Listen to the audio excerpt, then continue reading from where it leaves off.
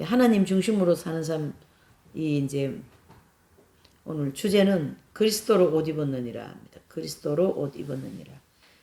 본문은 갈라디아서 3장 25, 27절인데요. 한번 찾아놓고 볼게요.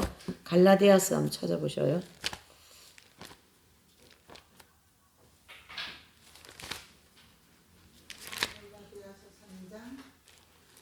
25, 27이요. 네, 3장. 좋네요. 3장 25절. 예. 그래서 17절까지 다 같이 읽을게요. 시작. 믿음이 온 후로는 우리가 몽학 선생활이 있지 아니하도다. 너희가 다 믿음으로 말미암아 그리스도 예수님 안에서 하나님의 아들이 되었으니 누구든지 그리스도와 합하여 세례를 받는 자는 그리스도로 옷 입었느니라. 너희는 유대인이나 헬라인이나 종이나 자주자나 남자나 여자나 다 그리스도 예수님 안에서 하나이니라. 너희가 그리스도께 속한 자면 곧 아브라함의 자손이요 약속대로 유업을 이을 자니라. 아멘. 오늘 이 갈라디아서가 이제 로마서 다음으로 소교리서 이렇게도 얘기합니다. 소교리서를 할 정도로 중요한 교리를 여기에 많이 기록했다. 갈라디아 성도들한테 중요한 교리를 진리를 많이 이제 말씀했는데요. 그 중에 이 본문 갈라디아서 3장 25절 27절의 말씀은 믿음이 온 후로는 우리가 몽학 선생활이 있지 아니하도다. 너희가 다 믿음으로 말미암아 그리스도 예수님 안에서 그랬어요. 이 안은 헬라어로 크리스토 헬라어로 엔 크리스토라는 단어를 쓰고 있어요. 엔 크리스토. 예수님 안이라는 거예요. 그래서 그리스도인은 그리스도인인데 예수님 안에 있냐 예수님 밖에 있냐 이게 이제 다르다는 얘기예요. 그래서 여기서 얘기하는 이 예수님 안은 엔 크리스토라는 말의 뜻은 안에 있다는 뜻이거든요. 그러면 여기 바울은 이 안에 있다라는 말의 뜻이 어떤 의미냐면 합일이 되었다 그 뜻인 거예요. 합일되어 있다 이 뜻입니다.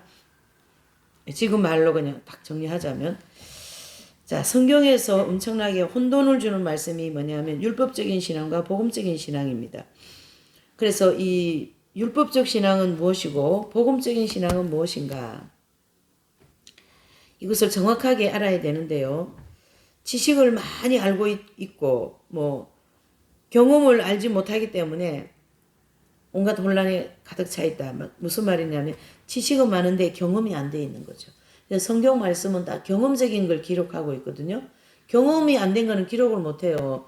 사실 사도 바울도 지금 이 본문을 쓸 때 본인이 예수님이 합일이 되어 있는 것이 옷 입은 것 같다. 네? 그런 경험적인 입장에서 이 옷 입었다는 말을 단어를 쓰게 된 거거든요. 그래서 그 그리스도 안이라는 말을 계속 쓰고 있는 것은 내가 예수님 안에 있다. 그리고 광야에 있는 성도들은 예수님 충만하면 예수님 안에 있고 또 충만하지 않으면 예수님 밖에 있잖아요. 그러나 이 지금 본문의 말씀의 의미는 계속 안에 있다.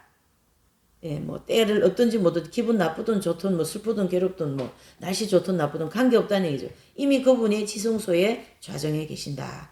그것을 말씀하고 있는 거죠. 그래서 이것은 결국 경험적인 신앙이 중요하고 지식적인 것은 크게 의미가 없습니다. 그래서 바울 자체가 이 경험을 하고 있었다 이 얘기죠. 옷 입었다. 지성소에 생명이 합일되었다. 이렇게 보셔야 됩니다. 자, 여기 몽학 선생활이 있다는 것은 율법적인 신앙을 가르쳐 말하는데요. 이 우리가 이제 복음 신앙이냐 율법 신앙이냐 많이 이제 좀 했잖아요. 앞에서 이제 이 율법을 사도 바울은 몽학 선생이다 그랬어요. 그래서 우리가 크게 구분하면 광야 신앙과 가나안 땅 신앙으로 구분할 수가 있어요. 그래서 광야는 사실 이제 몽학 선생의 그 인도를 많이 받는 경우가 많아요. 그러나 광야에서도 하나님 말씀의 내 자신을 통해서 이루어지고 있으니까 그것 또한 복음이죠. 그래서 광야에는 율법과 모세의 율법과 그리스도의 율법이 같이 공존하면서 우리를 이끌어 가시고 그렇다고 복음주의적인 신앙이 1번입니다. 그래서 여기 말씀한 것처럼 이 율법은 몽학 선생으로서 우리를 누구에게요? 예수님께 인도해 준다. 그러니까 몽학 선생이 바로 중매쟁이나 마찬가지다. 나는 신부이고 예수님은 신랑이라면 그 몽학 선생이 우리를 신랑에게 인도해 준다 이 뜻입니다. 그걸 또 사도 바울이 상당히 자세히 얘기하고 있어요. 예? 예. 로마서에 가서 보면 참 바울이 없었다면 기독교가 어떻게 될 뻔하네. 그렇게 할 정도로 상당히 중요한 그런 역할을 하셨죠. 자, 그래서 가나안 땅에 들어간 신앙은 하나님의 모든 말씀을 실천하는데 필요한 생명력이 언제나 육체에 감각적으로 나타내는 체험을 하면서 살고 있는 성도를 가르치게 합니다. 그러니까 이 안에 이번에 영 안에 영의 지성소에 생명이 들어오셔서 좌정하신 즉 합일이 되어 계시기 때문에 언제나 어떻게 예수님이 체험이 되고 예수님이 나오죠. 그 사람을 통하여. 그래서 작은 예수님이 되신 분들이죠.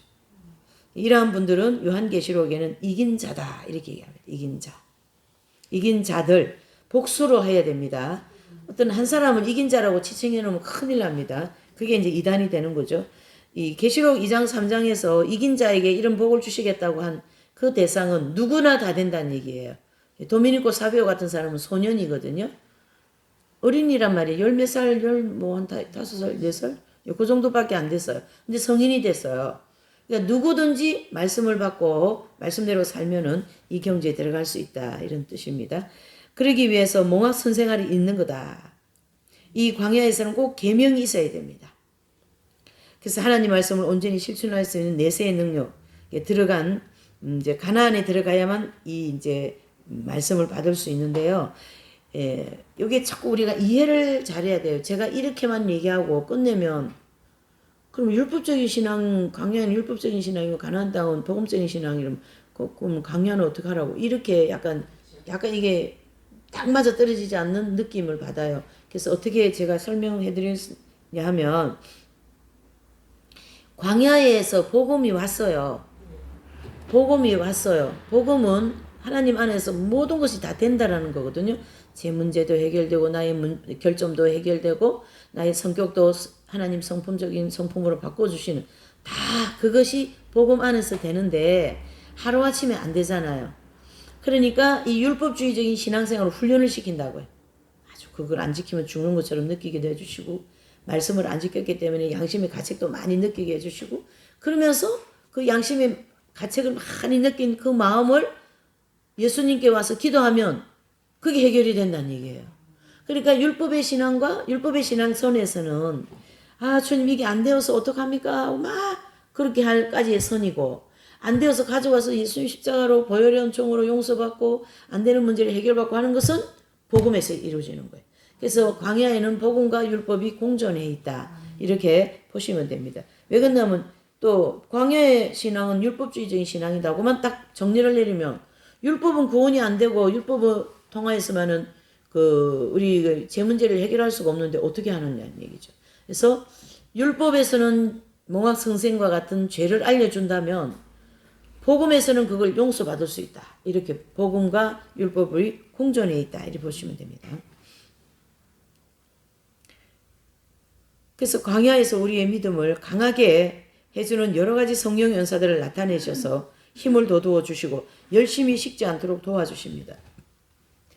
그러면서 계명을 지키는 훈련을 시키셨는데요. 26절 27절을 보면 너희가 다 믿음으로 말미암아 그리스도 예수님 안에서 하나님 아들이 되었으니 누구든지 그리스도와 합하여 세례를 받는 자는 그리스도를 옷 입었느니라. 이렇게 했지요. 그래서 세례를 받는 자는 그리스도를 옷 입었느니라. 이렇게 연결이 되어 있으니까 세례 받으면서 다 그리스도를 옷 입은 것처럼 착각을 하게 돼 있어요. 그래서 그리스도와 합하여 세례를 받은 자 여기서 끝나거든요. 우리가 기존에 세례 받고 그러면 세례 받은 것으로 용서 받은 것으로 다 끝낸단 말이죠. 아니다라는 얘기죠. 자 이제 다음 보십시다. 할례산을 통과하기 전까지는 광야에서 제 문제를 다 해결해야만 그리스도를 옷 입었느니라. 즉 전신갑주를 입게 하신다 이런 뜻이죠. 이 그리스도를 옷 입었다 이것은 사도 바울 입장에서는 자기가 지금 되어 있잖아요. 그렇죠? 합일에 들어왔으니까 이걸 자신 있게 쓸 수 있었던 거예요. 그러나 이제 이것을 조금 더 깊게 들어가면 광야에서 입는 것이 아니고 광야의 연단 과정을 다 마치고 난 다음에 가나안 땅 입구에서 전신갑주 입듯이 입는다 이런 뜻이죠. 자, 하나님의 생명이 내주 합일하는 순간 발끝, 손끝, 얼굴, 가슴 전체 옷 입은 것처럼 되어버린다. 이게 바로 중요한 경험이죠. 그래서 사도 바울 지금 내가 옷 입은 것 같아요. 자꾸 영적으로. 선생님도 옷 입은 것 같아요. 근데 우리는 옷 입은 것 같지 않잖아요. 예. 그래서 이런 단어를 쓴 거예요. 바울 사도께서. 이것이 그리스도로 옷 입은 것이고 어떤 정신적인 문제나 행실적인 문제가 아니라는 얘기죠. 이 문제가. 실제 생명의 감각이 몸 전체에 마치 옷 입은 것처럼 나타난다. 예. 저도 세상에 제가 이거 지금 하면서도 막 감격이 무량하려고 그래요. 왜 그러냐면 아니 내가 이 공부도 이 체험이 안 되었는데 이걸 배워가지고 선생님이 통해서 이런 경지가 있다라는 걸 이긴 자 경제는 이런 거 이런 경험 이런 게 있다라는 거 공부를 했잖아요. 알고 있는 것에도 엄청나는 뿌듯한 거예요. 이걸 영적 성장 중에서 두 번째 통과하고 청년의 단계에 들어가는 성도들은 지식이 굉장히 많아요. 하나님에 대한 선한 지식이. 네, 그래서 설교자들이 많다고 그러잖아요. 그러니까 그 지식으로 인하여 만족을 느끼는 거예요. 쉽게 얘기해서. 그러나 이긴 자인지 가나안 땅 들어간 성도들은 그 지식으로 인하여 살아내어 가지고 그 지식과 같은 진리가 자체 내에서 그냥 내 자체에서 이루어져 버린 거예요. 이렇게 다르다라는 얘기죠. 그래서 저 같은 사람은 확실히 청년의 단계인 것 같아요. 왜요? 이거 아는 것만 해도 막 감격이 무량하지. 아는 것만 해도. 이렇게, 야, 이게 이렇게 풀어지는구나. 이렇게. 그래서 그리스도로 옷 입었다라는 것은 정신적인 문제나 행실적인 문제가 아니라 생명에 직접 감각적으로 나타난다는 얘기죠. 마치 옷 입은 것처럼. 그래서 제가 서두에 얘기했죠.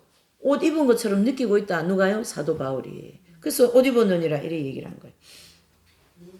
네, 그렇죠. 그래서 그전에는 몽학 선생 아래, 즉 후견인 아래 있는 것과 같은 이치라는 얘기죠. 그래야만 우리의 행실이 정결해지니까요. 수많은 시험 풍파를 통해서 그렇죠? 예. 시험 풍파를 통해서 이제 온전한 사랑 실천, 겸손, 온유, 인내 이런 걸 실천하는 그 훈련이 필요한 거죠. 그게 광야 40년이고 비로소 가나안 땅 들어간 경지에 들어가면 이제 그 영혼이 가야 할 길이 완성되는 거죠. 연단을 다 받은 거죠. 그 다음에 하나님의 생명이 내주합일되면 그리스도로 옷 입었느니라. 이것이 현실화된다는 얘기. 현실화. 지식이 아니라 현실화. 바로 성소로부터 성령님이 들어오셔갖고 계속 그 영혼을 성소를 전체 점령을 하고 그 점령이 다 되고 나면 지성소 안에 들어가셔가지고 하나님과 반대되는 그 죄성이 있죠. 그걸 뿌리 뽑아버리고 그 자리에 예수님이 앉아 계시는 좌정하시거든요. 그게 원래 하나님의 자리예요. 우리의 영에 원래 하나님 영이 우리의 영이 하나님의 생명이 들어오셔야 되는데 마귀가 들어왔잖아요. 예. 아까 제가 얘기했잖아요. 이사야서 14장 루시퍼에 대하여서 그러니까 그 루시퍼가 어떻습니까? 사람 속에 들어와서 그 자기가 왕노릇 하고 있지 않습니까? 예.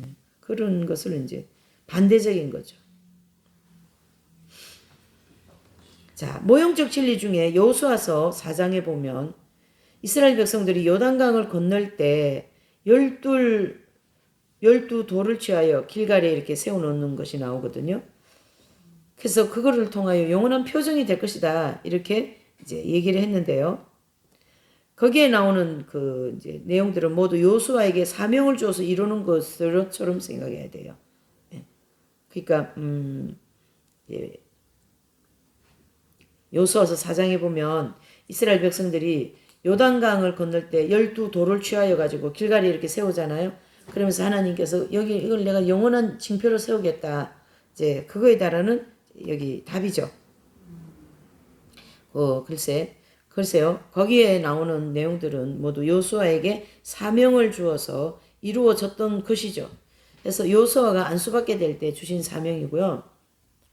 또 12개를 취하여 표적이 되게 한 것도 여호수아에게 주신 사명입니다. 이것을 다른 데 접목하기는 좀 곤란하죠. 그래서 할례산 통과할 때 모든 백성들이 할례받게 했던 것도 여호수아에게 주시는 사명입니다. 그래서 여호수아가 이제 이긴 자가 되고 그 다음에 이스라엘 정복 기간을 이스라엘 백성들 딱 나눠주고 할례하고 한 거 다 여호수아를 통하여 하시죠. 여호수아가 안수받을 때 그것들은 전부 안수할 수 있는 권능을 주셨습니다. 그래서 경험적으로 하나님 생명이 내주하는 순간순간 예, 죄의 법칙에서 해방되는 것이죠. 이게 단번에 되어버립니다. 연단을 쭉 갔다가 해결이 됐죠. 그러면 한꺼번에 확 되어버립니다. 그러니까 우리가 저 촛대 보면 저 촛대가 저렇게 생겼는데 저 보면 저기 하나하나 다 이렇게 붙여놓은 것처럼 했는데요. 원래 그 촛대 성소에 있는 촛대는 금 한 달란트에다가 국화봉 찍듯이 확 찍어요. 찍어서 하나하나 붙인 게 아니라는 거죠. 덩어리 한 덩어리 한 판에서 나왔기 때문에 한 덩어리거든요. 똑같은 원리로 죄악성도 하나 뽑고 또 뽑고가 아니라 한 덩어리 뽑아줄 때 한 덩어리 7개 다 그냥 뽑아버리는 거죠. 그래서 그 7개의 등대에 빛이 쫙 들어와서 100촉짜리 빛이 되는 거죠. 그게 영적 할례 될 때 다 되는 같은 얘기죠. 그래서 이 단번에 오늘 은혜의 보좌 앞에 단번에 들어가자고 했잖아요. 오전 예배. 그 말씀이 이 말씀이에요. 그 단번에 들어가자는 것이 이 경지를. 아니 율법에서는 단번에 들어갈 수 있어요 없어요. 아무리 뭐 피나게 살아봐도 구원이 안 되는 거예요. 예, 그러니까 희장이 찢어진 것은 우리 죄를 다 담당하셔서 하나님 앞에 다 드렸고 피로다가 이미 해결했다 이를 보셔야 됩니다. 이러한 이치를 세밀하게 우리가 성장론에 맞추어 종합적으로 이해하지 않으면 모순을 일으키기가 굉장히 많습니다. 공부를 이제 세부적으로 해야 된다 이런 뜻이고요. 분명히 여호수아가 안수를 받는 체험은 그 다음에 요단강을 완전히 건너는 체험, 그 다음에 할례산 통과 체험, 가나안 7족 정복의 체험, 이것이 체험적인 거라는 거죠. 가나안 7족의 정복 체험은 뭐냐면 이스라엘 백성들이 가나안 땅 들어가셔가지고 7족속을 다 멸하죠. 7족속. 그럼 실제 그게 우리 영에서는 어떻게 됩니까? 바로 성령님이 오셔가지고 우리의 영 속에 뿌리 박혀있는 그 죄성을 한꺼번에 뿌리를 뽑아버린다 이런 뜻입니다. 이다 누가 했습니까? 여호수아가 했죠. 가나안 땅 들어가셔가지고. 그래서 여기 보시면 따로따로 되어 있는 것처럼 생각하기 쉽게 되어 있는데요. 가나안 땅을 분배해 주기까지 바로 여호수아 중 내주하시는 성령에 의해서 이루어지는 것을 이렇게 세밀하게 나타내신 것이죠. 그래서 갈라디아서 말씀도 이제 과거형으로 되어 있거든요. 그래서 보편적인 체험이 아닌데 누구나 그 체험에 들어가는 식으로 이해하게끔 되어 있습니다. 사도 바울 자신은 분명히 경험했고 또 모든 성도들에게 다 허락을 받은 것을 사도 바울께서 알고 있었던 거죠. 깨달았다 이런 뜻이에요. 그때 벌써. 경험하고 광야 연단 과정 다 마치고 엄청난 거죠. 이 땅에서 되느냐 하늘에서 되느냐 여러 가지 세밀하게 구분해 놓지 않는 그뿐이지요. 그래서 선생님이 이게 해결이 되는 거는 본인이 되어 있는 거기 때문에 되는 거예요. 내가 이 내 옷 입은 경험 그리스도로 이 몸 발끝에서 머리 정수리까지 다 그 체험이 되어지고 있는 그래서 이게 이렇게 풀어지는 거예요. 그래서 사도 바울께서 첫 번째, 두 번째, 세 번째 연단 과정을 마치고 가나안 땅 즉 하나님의 생명이 내주합일되는 단계에 들어간 것을 우리가 이제 체계적으로 알 수 있는 거죠. 그래서 세밀하게 모르는 거, 뭐 사람들은 세밀하게 모를 수가 있죠. 이 숨은 비밀을 어떻게 알겠습니까? 그래서 많은 사람들이 특히 교육자님들이나 성경을 연구하는 분들이 성도들이 이 땅에서 사는 동안에 광야 신앙생활을 하고 있다. 이렇게 얘기를 이제 하는데 바로 애굽 출애굽에서 광야, 그 다음에 가나안 땅 천국에 들어가야 된다. 이렇게 이제 굵직굵직한 가지는 증거하고 있어요. 애굽, 광야, 가나안 땅, 천국. 그러나 자세한 해설을 못하고 있다라는 현실이죠. 그래서 이제 거기 바로 탄압을 이제 받는 과정에서 바로와 바로의 부하들이 무엇을 상징한다고요? 악령들이라는 사실을 자세히 설명하고 있고 또 성장론이 세밀하게 체계적으로 체계화되기에는 상당히 어렵습니다. 그래서 바로 군대의 추격을 받는 과정과 아말렉과의 싸우는 과정, 또 가나안 정탐 이후에 싸우는 과정, 가나안 사람들에게 쫓기는 과정이죠. 그래서 바산, 옥과 아모리와 시온의 미디안 왕들, 이 연합군들과의 이제 싸우는 거죠. 그래서 이것은 다 전부의 마귀의 역사에 나타나고 구원받은 성도들을 영적으로 성장시키기 위한 하나님의 계획에 따라 모두 예정된 것입니다. 그래서 저와 여러분들에게 일어나는 작은 일 있죠. 이 뭐 감기까지도 다 연단에 들어가야 돼요. 그래서 그것을 통하여 나를 회개시키고 그게 맞는 자꾸 정화하여서 나를 깨끗하게 해주시려고 이런 감기도 허락하시는 거거든요. 가나안 정탐 이후에 가나안 땅에서 쫓겼던 과정 누굽니까? 바산 왕 옥과 아모리 왕 시온과 미디안 군대들의 연합. 그게 세 번째 연단 때는 이 연합군들이 쳐들어와서 괴롭히는 것처럼 엄청나게 마귀들한테 괴롭힘을 많이 당합니다. 그래서 이런 모든 것은 다 마귀의 역사에 의해서 나타나고 구원받은 성도들은 영적으로 성장시키기 위한 하나님의 계획에 따라서 그 모두가 다 예정되어 있습니다. 그래서 아브라함 보면 75세에 그래서 가나안 땅을 갈대우르를 떠나라. 그리고 아내 빼앗기고 후에 또 조카로 또 빼앗기고 그것을 다 어떻게 해요? 이제 연단을 생각해야죠. 고생 많이 했어요. 바울 사도 아브라함도. 그래서 그런 소망적인 긍정적인 그런 것만 보여주는데 사람이 고난을 두려워한다 이런 뜻이죠. 이게 무슨 말이냐면요. 아브라함을 부르실 때 하나님이 너 이렇게 내가 복을 주는데 이렇게 고생이 많어. 애굽으로 도망가게 될 거고 거기서 아내도 빼앗기고 막 이런 얘기를 하면 하나님이 아브라함을 따라 놨을까요? 안 따라 놨어. 안 따라 놨으지. 그러니까 부르실 때는 내가 너를 복주고 복주마 너를 저주한 자에게 내가 저주하고 하려고 창세기 12장 말씀을 하시거든요. 그래서 이제 나오고 난 다음에 하나님이 연단을 주시잖아요. 계속 이스라엘 백성들이 저기 가서 예배드리자. 모세가 그랬죠. 그러니까 예배드리니까 좋잖아요. 자기 조상들이 드린 예배니까. 그러니까 예배드리러 나온 거지. 뭐 바로가 쫓아올 줄 어떻게 알았어요? 아말렉이 쫓아올 줄 어떻게 알았어요? 네, 이렇게 하나님은 광야 여정을 좀 이렇게 숨깁니다. 그걸 펼쳐놓지를 못해요. 우리가 이제 감당을 못하니까. 그것도 하나님의 자비심이죠. 그래서 많은 진리를 숨기셨어요. 마치 꿈과 환상 같은 것을 해석할 때 사람들이 좀 시원하게 뭐 이것도 저것도 보여주시고 막 그렇게 하시지. 그렇게 안 하시고 이렇게 답답하게 하신다. 근데 그 답답한 것도 자아거든요. 그래서 인내의 말씀을 다 지켰다 이래 되잖아요. 이긴 자들은. 계시록 3장 10절에 인내의 말씀을 지켰은즉 그래 얘기하셨거든요. 그러면 그 인내의 말씀을 지켰다라는 것은 결국 이 모든 하나님으로부터 오는 모든 연단 과정을 인내하면서 이겨내었다. 싸워내었다. 이런 뜻이죠. 그게 바로 복음의 핵심이니까요. 율법으로는 할 수 없는 것을 복음이 했다. 십자가를 통하여. 그게 이제 생명에 대한 진리죠.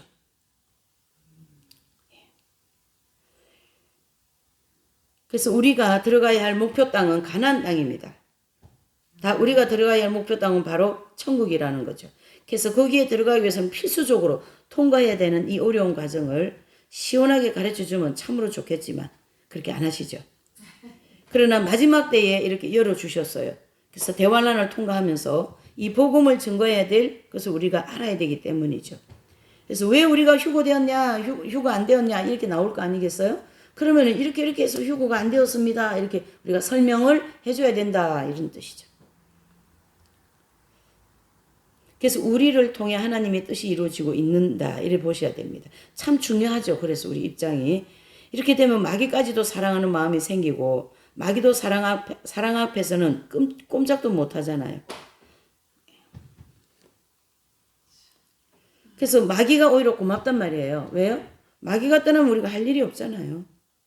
나한테 맞지 않는 사람이 있으면 나는 할 일이 없어요. 나한테 맞지 않는 사람이 있기 때문에 나는 하나님 사랑을 실천할 수 있는 기회가 주어진 거예요. 그래서 나한테 맞지 않는 사람을 오히려 고마워해야 된다 이런 뜻입니다. 그러니까 그 마귀에 대해서 고마운 마음도 가지라 이런 뜻이죠. 뭐 그렇다고 마귀한테 가서 절하는 건 아니고요. 원리가 그렇다 이런 뜻이죠. 원리가. 자, 26절에 보면 너희가 다 믿음으로 말미암아 그리스도 예수님 안에서 하나님의 아들이 되었다. 이것은 사도 바울이 율법적인 신앙으로 오염된 갈라디아 성도들에게 권면하신 말씀이에요. 그래서 하나님의 아들이 되었다는 것도 성장론에 비춰서 얘기하자면 이치에 안 맞는 거예요. 왜요? 그리스도 안에란 말이 잘 이해가 안 되죠. 근데 광야에 있으면 잘 이해가 안 돼요. 왜? 내가 그리스도 안에 있지 내가 그리스도 밖에 있는 나 교회 나가는데 이래 되거든요. 여기 얘기하는 거는 광야 연단 과정을 다 마치고 영적 할례를 받은 상태를 흰옷을 입었다 이런 뜻이거든요. 그래서 그 당시 갈라디아 교인들이 하나님의 아들이 된 것처럼 된 것은 아니잖아요. 그러니까 광야의 성도들이다 이 뜻이죠. 그래서 바울은 이걸 알고 이 얘기를 지금 하고 있어요. 편지로다가. 성경에서 그런 내용을 많이 이제 볼 수가 있는데 로마서 8장을 보면 그리스도 안에 있는 자들에게 결코 정죄함이 없다 이렇게 얘기하잖아요. 어디에 있어요? 그리스도 아니다. 예, 생명의 안에 들어왔다. 바로 생명의 성령의 법칙이 세와 사망의 법에서 너를 해방하였다. 이렇게 각오사로 되어 있습니다. 이런 것이 성경에 굉장히 많은 거죠. 인침받는 진리도 그렇습니다. 요한계시록 보면 인을 일친다고 하잖아요. 그렇죠? 이건 앞으로 이루어질 일이지 지금 이루어진 게 아니지 않냐. 그러니까 하나님 말씀은 과거도 되고 현재도 되고 미래도 되는데 이 인침의 말씀은 미래에 된다 얘기예요. 언제예요? 미래. 광야 연단 과정을 마치고 그때 가서 된다 이 뜻이에요. 그때. 근데 바울은 그때가 이제 됐잖아요. 그래서 경험을 했고 아직 우리 같은 경우는 아직 그 경험이 안 되었으니까 광야에서 그 경험을 하기 위하여 목표를 향하여 달려간다. 이런 그러니까 과거와 현재와 미래를 같이 봐야 된다 이런 뜻이에요. 성경을. 그래서 좀 어려울 때가 있어요. 오해를 많이 받으니까요. 자, 24절에 보면 갈라디아 24절에 보면 그리스도에게로 인도하는 몽학 선생이라 했는데 이것은 율법으로 봐야 합니까? 아니면은 뭐예요? 광야 연단 과정에 필요한 율법. 그렇죠. 내가 지켜야 될 율법. 그래서 율법도 두 가지가 있잖아요. 모세의 율법과 그리스도의 율법이 있는데 모세의 율법은 광야에서 우리를 이끌어가는 거라면 그리스도의 율법은 가나안 땅에 들어갈 수 있도록 해주는 율법이다. 그게 은혜로 된다 이런 뜻입니다. 그래서 사도 바울께서도 구약의 율법 아래 있다기보다 그리스도 율법 아래 있다고 그렇게 얘기했어요. 그래서 그리스도의 율법이 산상수훈을 통해 제일 명확하게 나타나 있어요. 음욕을 품는 자마다 이미 간음했느니라. 마음속에 죄까지도 드러내는 그리스도의 율법이 있어야만 정결해지게 되는 거니까. 그래서 율법은 표면적인 죄, 또 그리스도의 율법은 내면적인 죄를 지적하면서 해주시는 거죠. 그래서 이게 이제 우리의 성장을 중심으로 이루어지는 일인데요. 처음에 신령한 생활에 대한 반성, 그리고 내면 생활에 대한 반성, 내적 위안을 받는 경지에 들어간 말씀 이렇게 세 단락으로 나와 있어요. 신령한 생활에 대한 반성은 첫 번째 연단에 해당되고 내면 생활에 대한 반성은 두 번째 아말렉 군대와의 싸움에서 해당되고 그 다음에 내적 위안을 받는 경지는 이긴 자 경지에 들어간 것을 가르치게요. 그래서 여기서 신령한 생활, 내면 생활, 내적 생활 딱 정확하게 정리를 해주고 있습니다. 그래서 천국도 1층전, 2층전 이런 원리에 비례해서 천국도 1층, 2층, 3층으로 되어 있다. 왜 그래요? 왜 1층천이 있고 2층천이 있습니까? 1층천에 성도들이 엄청 많아요. 거의 한 95% 들어갑니다. 그러니까 엄청 넓잖아요. 그만큼 이 땅에서 예수님 뜻대로 살지 못하고 그렇게 성장도 느리고 그렇게 했단 얘기예요. 그럼 2층천에 들어간 성도들은 그나마 그래도 열심히 달려가서 청년의 단계에 들어갔고 더 열심히 3층천에 있는 성도들은 아주 그냥 막 달려갔어요. 막 달려갔기 때문에 성장이 되어서 이긴 자가 되었다. 이렇게 되는 거죠. 아비들의 단계에 들어갔다. 이렇게 볼 수가 있습니다.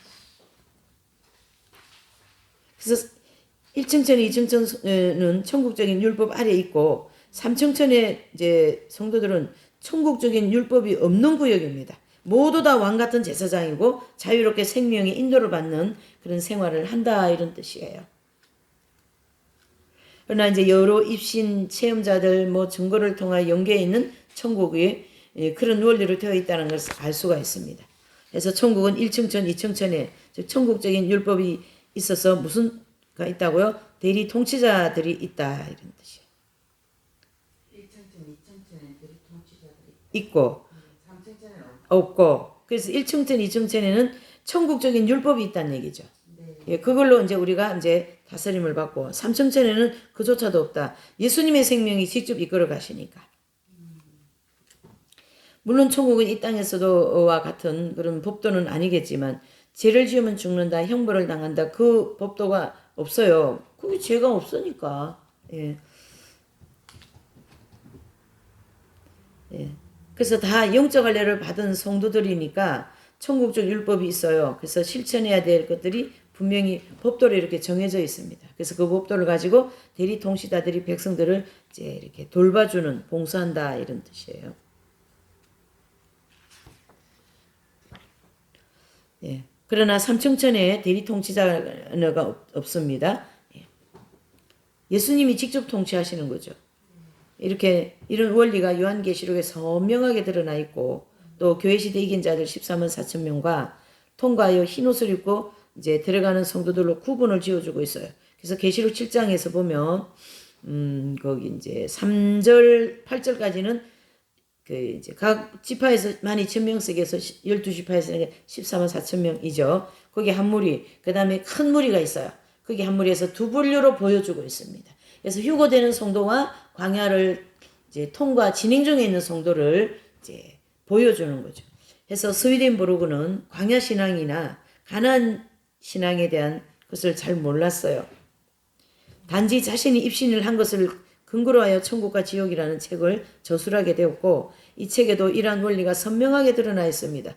우리는 광야 신앙과 가나안 신앙에 대한 것을 알고 있기 때문에 이제 이걸 이해할 수가 있는데요. 그 천국과 지옥의 그 책에 보면 이 스위덴보르그가 그 이긴 자 경지에 들어간 체험에 대해서 정확하게 설명해주고 있는데 이렇게 얘기하고 있어요. 그분도 어떻게 얘기하고 있냐면 하나님 보좌로부터 내려온 생명수가 이 이마 미간으로 해서 이쪽으로 들어온다 이렇게 얘기하고 있어요.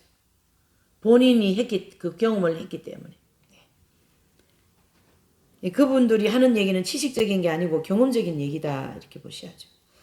또 계시록 14장 2절에도 사도 요한은 하늘에서 나는 소리가 검은 것 하는 소리처럼 들린다 그랬습니다. 하나님의 모든 말씀을 실천할 수 있기 때문에 그분들은 내세의 능력을 맛보기 때문에 그리스도로 옷 입었다 이렇게 얘기할 수 있는 거죠. 이렇게 진리가 전부 체계적인 것이다. 질서정연하다. 그런데 자기 경험 부족이나 욕심 때문에 성경이 제대로 보이지 않는 것이 여러 가지 혼란스럽게 성경을 해석하고 있다. 그게 문제죠. 예. 자, 그럼 25절이죠. 갈라디아서 3장 25절. 믿음이 온 후로는 우리가 몽학 선생을 잊지 아니하다. 여기서 말하는 믿음이 뭘까요? 바로 실제적인 믿음이 온 것을 가르치게 합니다. 초보적인 믿음이 좀 불완전한 믿음이 아니고 누가 미워하면 나도 돌아서야 되고 누가 한 대 때리면 나도 가서 때려야 되는 이런 마음을 가지고 있는 사람이 믿음이 아니고 여기서 얘기하는 25절에 얘기하는 이 믿음은 분명히 믿음이 온 후로는 몽학선 생활이 있다 있지 않는다. 예, 그러니까 율법 안에 없다라는 거예요. 복음 안에 들어왔다는 얘기죠. 복음 안에 완전히 들어왔다는 얘기죠. 그래서 실제적으로 이걸 바울이 경험을 해서 이런 표현을 쓰고 있다. 이렇게 우리가 이 본문들을 잘 정리를 해야 되죠. 그리고 그리스도로 옷 입었다라는 것은 막연한 것이 아니라 실제적으로 예수님의 그 안에서 감각적으로 느껴집니다. 그러면 이 얘기를 가지고 또 자기가 성령 충만받고 좀 성령 깊은 체험했다고 자꾸 나도 그렇게 했다고 이렇게 얘기하는 것이 참 안타깝죠. 억지로 하면 안 되는 겁니다. 그래서 겉으로 봐서는 잘 모릅니다. 옷 입은 것처럼 보이지 않으니까요. 자, 영적 할례 받는 경험적인 믿음을 말하는 것이고 또 몽학 선생은 광야길에 있어서 도움을 주고 그렇습니다. 그래서 하나님의 법도 즉 하나님 말씀이 우리를 돌봐주는 것이고 정결하게 되도록 도와주는 것입니다. 정결하게 된 후에는 기름 부음 즉 내주하는 그 하나님의 생명을 가르쳐주고 있는 거죠. 그래서 요한일서 2장 27절 하나님의 생명이 그 안에 있어요. 그래서 요한이 요한 1, 2, 3서 쓰면은 형제를 미워하면은 그 속에 하나님 생명이 없다면 이런 얘기 하죠. 이긴 자가 되고 난 다음에 보니까 형제를 미워하면은 하나님 생명이 그 안에 없다라는 걸 딱 보인 거예요. 광야인 우리가 하나님 생명이 그러니까 이웃을 형제 미워하잖아요. 그러면 생명이 없는 거예요. 그 순간은. 예, 생명에서 끊쳐진 거죠.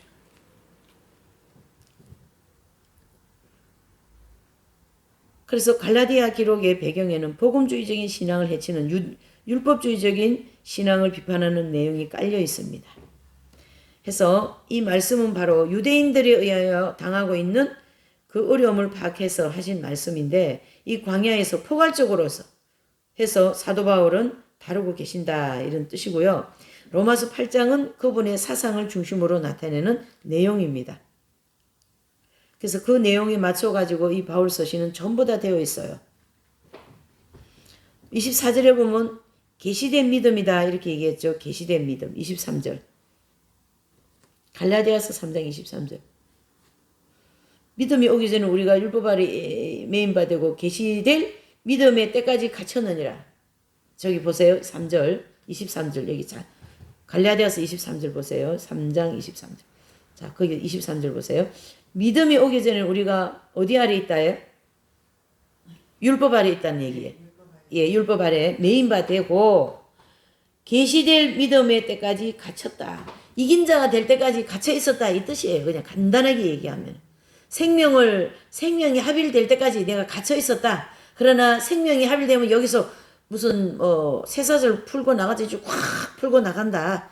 그 안에서 자유롭게 생명 안에서 합일되어진 그 그리스도의 생명 안에서 자유롭게 역사를 받는 거죠. 그러니까 원수도 사랑하고요. 막 영웅적인 독행생활, 영웅적인 영적 생활 막 그렇게 세상을 놀래게 하는 그런 엄청난 생활을 해내잖아요. 안에서 생명의 역사가 있기 때문에. 네. 상당히 중요하죠. 이 기독교에서 가장 중심 핵심 진리입니다. 이게. 예.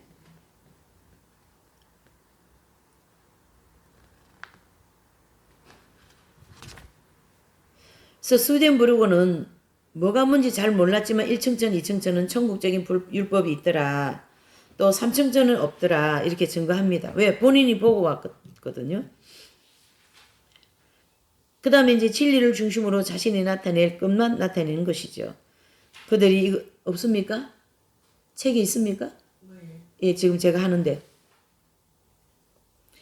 그러니까 지금 조금 전에 한 거는 283페이지죠. 조금 전에 한 거.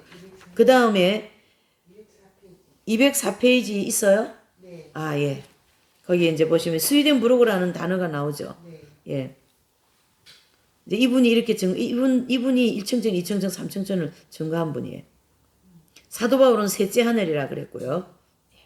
자, 그 다음에 이제 거기 보시면 그보다 진리를 중심으로 자신이 나타낼 것만, 이거 뭐냐면, 이제 스웨덴부르크가 천국에서 보고 온 것을, 이게 자기가 해석이 안 되어도 그냥 보고 온 것을 증거했다. 이런 뜻입니다. 보고 온 것을. 보고 온 것을. 자, 그 다음에 갈라디아서 4장 9절을 한번 보실까요?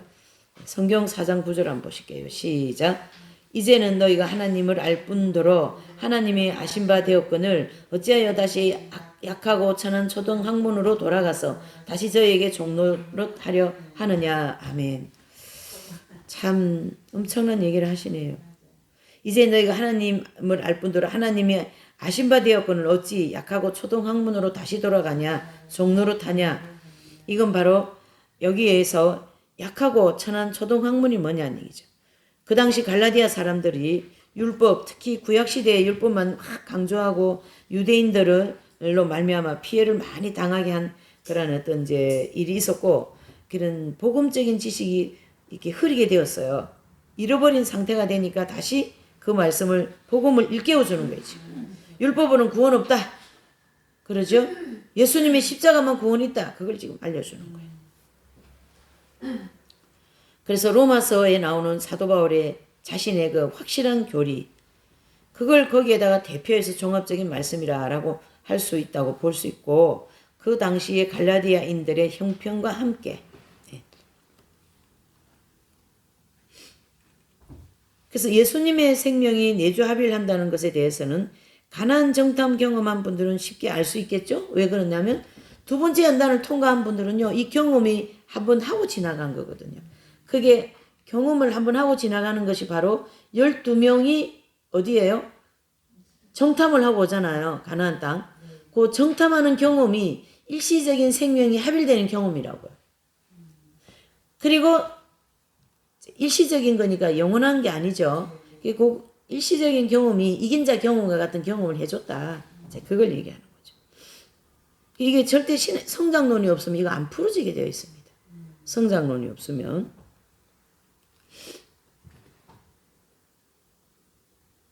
그래서 그 당시에 갈라디아인들이 그 율법주의적인 신앙인들 때문에 고통을 많이 받기 때문에 받고 있는 입장이고 또 복음적인 신앙이 많이 흐려져 있었기 때문에 바울이 이 편지를 쓰게 된 거예요.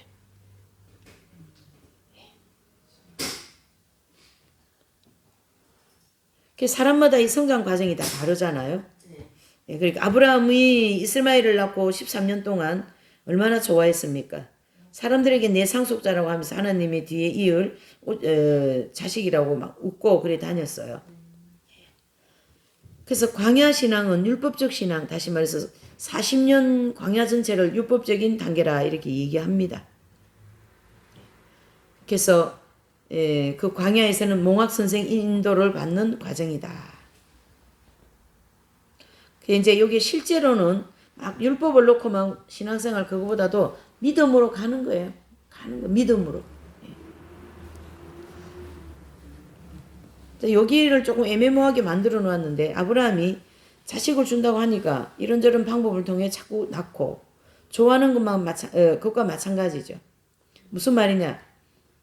내가 지금 아브라함 이게 지금 내가 하나님이 자식 준다 했는데 자식을 얻을 정도로 아브라함은 하나님께 응답을 엄청 받은 입장이에요. 그러니까 내가 지금 다 되지 않았냐 이래 되는 거죠. 그런데 하나님은 계속 너의 허리에서 나온 자가 너의 상속자다. 상속자가 아니라는 얘기예요. 자, 우리도 마찬가지입니다. 그 경험을 하고는 두 번째 연단 칭의 경험을 하고 나니까 의롭다는 인정을 주님께 해주셨어요. 근데 실제로 나는 완전하게 안 됐거든요. 근데 나는 그 경험을 한 사람으로서 그거를 어떻게 해요? 착각을 하는 거죠. 그러니까 85세에 경험한 것과 아브라함이 99세에 경험한 것을 따로잖아요. 85세 경험과 99세. 근데 85세 칭의 경험을 자꾸 99세 한 것처럼 착각한다고요. 사람들이. 예. 은혜 많이 받고 좀 영적 생활 잘하고 그런 분들은 내가 이긴 자야 이렇게 나오는 거예요. 그런 걸 좀 말씀해 주는 거죠. 자, 교회시대 2000년 동안 기독교 안에 있던 수많은 성도들은 글자만 읽었지 내용이 전혀 모르는 상황이었다. 마치 아브라함이 엘리에셀이 상속자인 줄 알고 있는 것처럼 이스마엘이 상속자인 걸로 알고 살았던 것 같은 이치이죠. 얼마나 열심히 증거했겠어요. 실제 이삭이 상속자인데. 우리도 마찬가지죠. 이제 두 번째 통과하고 이제 칭의 경험이라는 게 있어요. 신학적인 용어로. 그 칭의 경험을 했다고 내가 다 됐다고 이렇게 얘기하면 될까요? 그건 아니다. 이 얘기예요. 그게 다 되었다고 생각하고 있는 게 아브라함이 엘리에셀이나 이스마엘이 상속자인 줄로 착각하고 있다. 이런 말씀입니다. 이해되시죠? 네. 그래서 쉴 사이 없이 엉뚱한 말을 해가며 지내는 거죠. 또 하나님을 의지하는 믿음도 있고요. 상속자에 대한 부분만 어긋나는 것이지 다른 부분은 또 굉장히 열심히 굉장합니다. 이렇게 해서 이제 성장론 중심으로 하루 군대 추격, 아말렉 군대 추격, 미디안 군대들과의 추격, 그것은 우리의 성장 과정을 세 단락으로 나눠놓고 있다.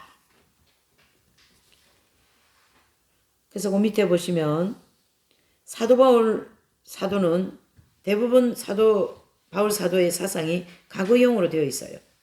그래서 하나님의 예정 섭리 가운데 이 땅에서 예수 그리스도의 속죄 은총을 말미암아 영적 할례를 받는 성도들 즉 14만 4천 명으로 예정해 놓으셨다.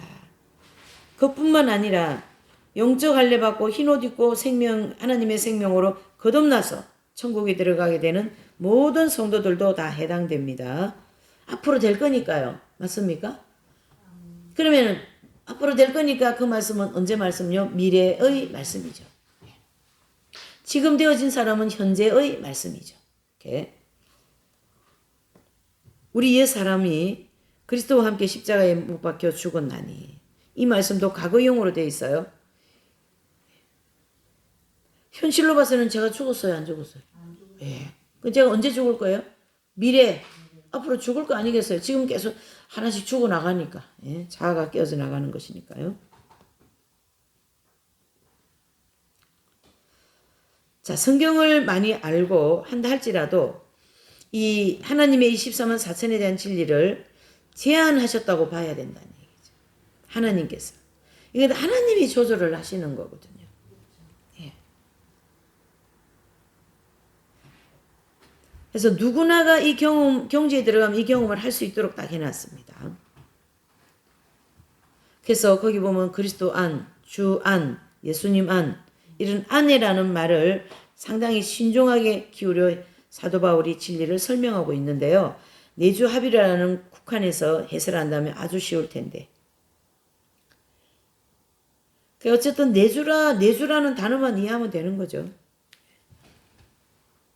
그래서 가나안 땅이 하나님의 안이란 말이에요. 광야는 가나안 땅 밖이고, 그렇죠? 천국 밖, 천국 안. 천국 밖에 있는 이 광야에 있는 성도들도 지금 말씀과 기도를 통하여 계속 성령님의 인도를 받고 목표를 향하여 달려간다 이래 보셔야 돼요. 그 뒷장에 보시면 그 이제 워치만이라는 분도 되게 많이 혼란을 겪었다는 얘기죠. 그래서 1760년 이후 드디어 완전 성화에 대한 진리를 체계화할 수 있었어요. 본인이 완전한 경험으로서 된 것이니까요. 그래서 그때까지 이런 것도 저런 것도 다 사상적으로 많이 혼돈되어 있었고 경험을 중심으로 해서 모든 사상이 흘러나오다 보니까 스웨덴부르크도 굉장히 많이 혼란스러워했다 이런 뜻입니다. 지금 우리가 강점이라고 생각되는 것은 광야를 통과해서 또 가나안 땅에 들어갈 준비를 시킨다는 이치를 선명하게 가지고 있지 않습니까? 그렇죠? 그래서 7년 대환란도 그 필요성이 얼마든지 선포할 수 있다는 얘기예요. 그래서 지금 우리에게 7년 대환란 들어갈 겁니다. 그러면 왜? 하면서 서운한 마음 들어요, 안 들어요? 전혀 안 답니다. 왜요? 당연히 들어가야 되니까. 아직 안 익었으니까. 이렇게. 근데 내가 좀 되어 있고 좀 영적으로 체험하고 그러는 분들은요. 자꾸 자기가 안 들어간다고 하니까 푸시는 거예요. 가서 보면 되니까 그때 가서. 그렇죠. 마지막 때 복음을 증거하는 사명자들이 광야 연당 과정의 필요성과 목적에 대하여 선명하게 알려주고 있다는 사실이고 많은 분들은 그것을 희미해서 성경 해석이 아주 혼란스럽게 되어 있다. 이렇게 말씀해서 마감을 했습니다. 그래서 오늘 이 그리스도로 옷 입었느니라 이 말씀은 갈라디아서 3장 몇 절이죠? 5절에서 7절까지 말씀을 중심으로 이긴 자들의 경험과 아직 광야에 있는 성도들, 그 다음에 율법주의적 율법의 인도, 복음의 인도받는 성도들을 구분을 해주는 그런 내용들을 좀 정리해봤습니다. 네. 자, 오늘 여기까지 하시겠습니다. 잠시 기도합니다. 하나님 아버지 감사합니다. 오늘도 오후 시간에 이 복음의 가장 핵심적인 내주합일되는 진리를 연구하였습니다. 아버지 우리도 이제 이 목표를 향하여 지금 열심히 달려가고자 하오니 우리 모두에게 크나큰 은혜를 주시고 또 회개와 변화의 역사가 일어나도록 도와주시옵소서. 감사를 드리며 예수님의 이름으로 기도 올려옵나이다. 아멘. 수고했습니다.